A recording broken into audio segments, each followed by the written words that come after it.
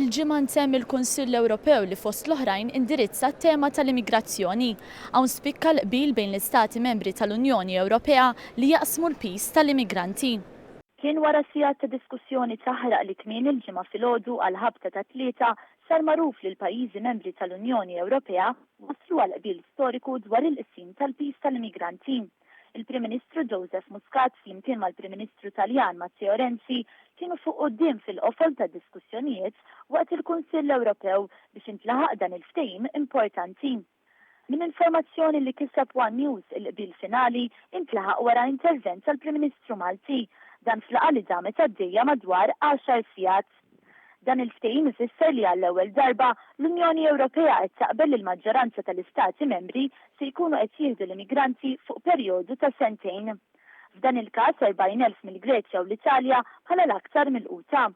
Fit-tmiem is-summit il-Prim Ministru Joseph Muscat fisser l-importanza ta' dan il-qbil għal pajjiżna. Irnexxielna naslu f'punt bla preċedent fejn fl-aħħar għandna il-kunċett tal-peace tal-immigrazzjoni mhux ħajibqa' jaqa' aktar biss fuq il-pajjiżi tal-fruntiera.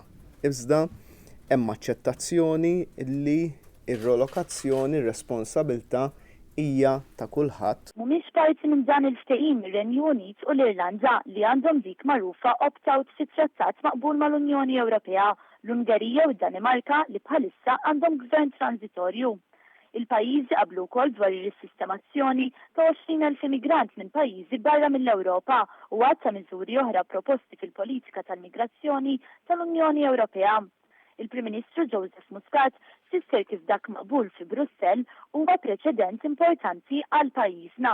Jekk nerġgħu niġu f'sitwazzjoni bħalma konna ngħidu aħna fl-2009 fejn kien hemm numru sostanzjali ta' wasliet, hemmhekk meta jkollna emerġenza pajjiżna ħajkun jista' wiċċu l-qudiem iħares li jiġi mejjun mill-Unjoni Ewropea.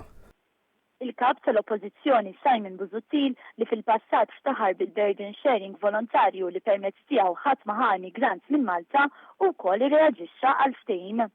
Għalli mhux fair li pajjiżna ma kienx inkluż mal-Italja u l-Greċja.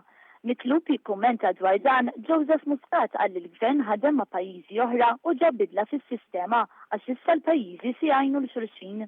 Bħalissa l-każ ta' Malta kien differenti għax riċenti ma kienx hawn u waslet spissi. Sempliċi raġuni li fl-aħħar xhur ma kenniex il-wasliet li jagħmluna f'pożizzjoni ta' emerġenza.